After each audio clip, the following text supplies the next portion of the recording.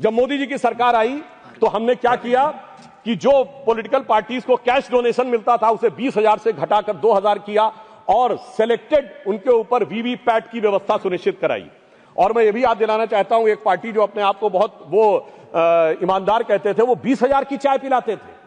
अब मुझे लगता है सदन और देश को समझना चाहिए 20,000 की चाय क्यों पिलाते थे, क्योंकि 20,000 तक कैश लेने पर आपको सोर्स नहीं देना पड़ता था।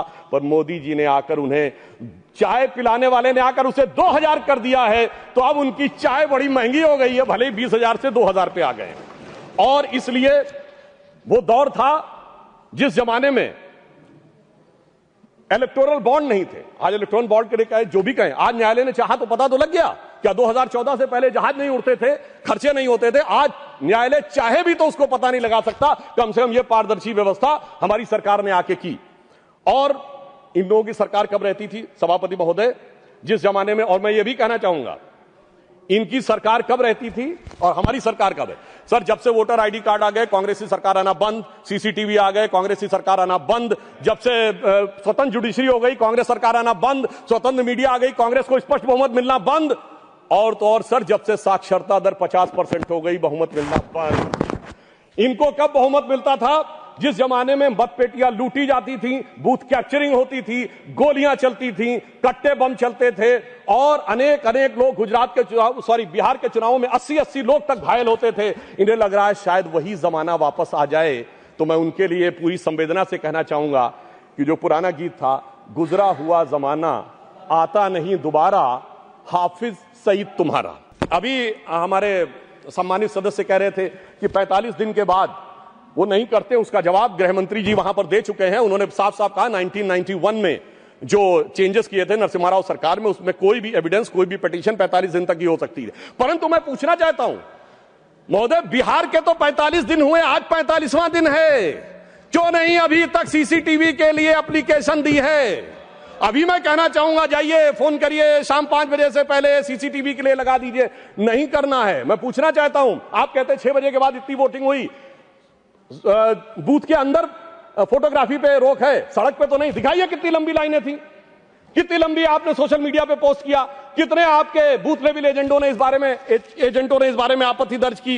परंतु सभापति महोदय, इसमें से कुछ भी नहीं करना है, केवल बवाल करना है। इनकी स्थिति क्या है? जैसे कोई बच्चा है, क्योंकि मैं टीचर रहा हूं तो मैं कहना चाहता हूं, कोई बच्चा है वो कहे मेरे नंबर कम आए, तो तरीका क्या है? स्क्रूटनी का फॉर्म भरो ना। स्क्रूटनी का फॉर्म थोड़ी भरूंगा, मैंने बयान दे दिया, इतना काफी है, मगर एग्जामिनेशन कंडक्टिंग बॉडी मेरी दोबारा कॉपी जांच के दे दे। चलिए मैं दूसरा उदाहरण देता हूं। क्रिकेट का मैच हो रहा है और टीम को लगा कि बैट्समैन आउट था, अंपायर ने नॉट आउट दिया, तो क्या है? रिव्यू डिसीजन में जाओ ना। रिव्यू डिसीजन में नहीं जाऊंगा, मैंने प्रेस कॉन्फ्रेंस कर दिया, अब थर्ड अंपायर अपने आप डिसीजन दे दे। मुझे लगता है वो लोग क्यों नहीं जाना चाहते, उसमें और कोई कारण नहीं है।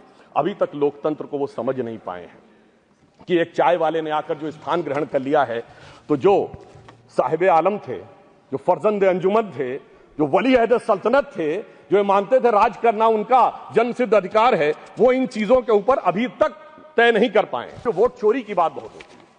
तो मैं याद दिलाना चाहता हूं, बिहार का चुनाव संपन्न हुआ है, कोई कहे चोरी हो गई तो उसके पास कुछ होना चाहिए सामान जिसकी चोरी हो गई। तो मैं आंकड़ा रखना चाहता हूं सदन के सामने, विगत 35 सालों से किस ढंग से कांग्रेस का वोट घट रहा है। 1990 में 71 सीटें जीती, 24% वोट, 103 पे जमानत जब्त। 1995 29 सीटें जीती, 16% वोट, 167 पे जमानत जब्त। सन 2000 में 23 सीटें जीती, 11% वोट, 231 पे जमानत जब्त। 2005 में पूरी सीटें लड़े नहीं, कुल लड़े 58, जिसमें जीते 9, 6% वोट। और 2010 में सर 4 सीटें जीते, 6% वोट पाया, 216 पे जमानत जब्त।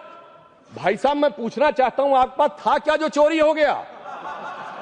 इसीलिए मुझे एक चीज याद आती है, जो हमारे ग्रामीण क्षेत्रों में एक कहावत है कि जब वो चोरी की गुहार लगाते हैं तो फटक चंद गिरधारी, ना लुटिया ना थारी, और चौराहे पे चीख रहे हैं चोरी हो गई हमारी।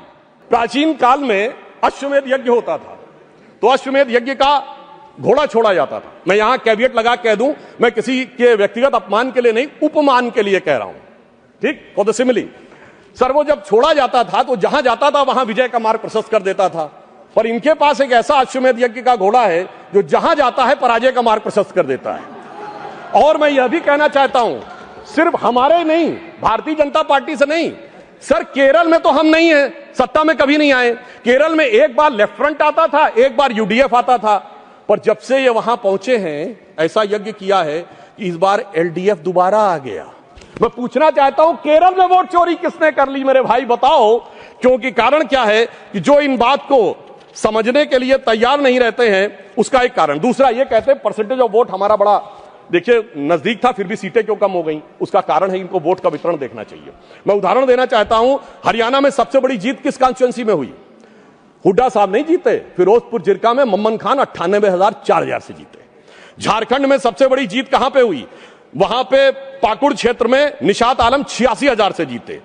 दिल्ली में आम आदमी पार्टी के मटिया महल में 42,700 से जीते आले मोहम्मद इकबाल। और लोकसभा चुनाव में सबसे बड़ी जीत असम की धुबरी सीट पर कांग्रेस के रकीबुल हसन 10,25,000 से जीते। तो मैं इनसे कहना चाहता हूं आपका वोट का वितरण समान नहीं है, कहीं कहीं ज्यादा गहरा है।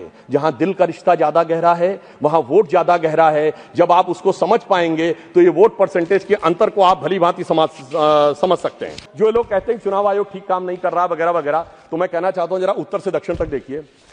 चुनाव आयोग कश्मीर में अच्छा काम करता है, पंजाब में अच्छा काम करता है, हिमाचल में अच्छा काम करता है, सर हरियाणा में गड़बड़ कर देता है, फिर उत्तराखंड में गड़बड़ कर देता है, राजस्थान में सर 2018 में सही काम करता है, 2023 में गड़बड़ कर देता है, फिर यूपी गड़बड़ करता है, बिहार गड़बड़ करता है, झारखंड ठीक कर देता है। क्या बताएं मध्य प्रदेश में पहले तो अच्छा किया था, इस बार गड़बड़ कर देता है। छत्तीसगढ़ 18 में ठीक किया था, 23 में गड़बड़ कर देता है। गुजरात तो गड़बड़ करता है, बंगाल बहुत अच्छा कर देता है, फिर तेलंगाना अच्छा करता है सर, फिर तमिलनाडु अच्छा करता है, फिर कर्नाटक अच्छा करता है, केरल अच्छा करता है, असम में गड़बड़ कर देता है। मुझे लगता है कि देश की जनता को मूर्ख समझने का प्रयास नहीं करना चाहिए। ऊपर से अपनी सुविधा के अनुसार जो आप चयन करने का प्रयास करते हैं वो नहीं करना चाहिए। और मैं ये भी बताना चाहता हूं कि इन लोगों की जहां तक बात है, संवैधानिक संस्थाओं में किसका अपमान नहीं हुआ? राष्ट्रपति की ताकत इनके दौर में घटाई गई, कमिटेड जुडिशरी की बात इनके दौर में हुई, और तो और सर प्रधानमंत्री के ऊपर सुपर पीएम इनके जमाने में आके बैठा। भारत के इतिहास में इकलौता उदाहरण, जब दर्जा प्राप्त कैबिनेट मंत्री का दर्जा प्रधानमंत्री से राजनीतिक रूप से ऊपर था और विदेश से आने वाले लोग उनसे मिला करते थे, नेशनल एडवाइजरी काउंसिल का चेयरमैन, तो वो लोग आकर जब कैबिनेट का पर्चा फाड़ा गया वो तो एक अलग बात थी।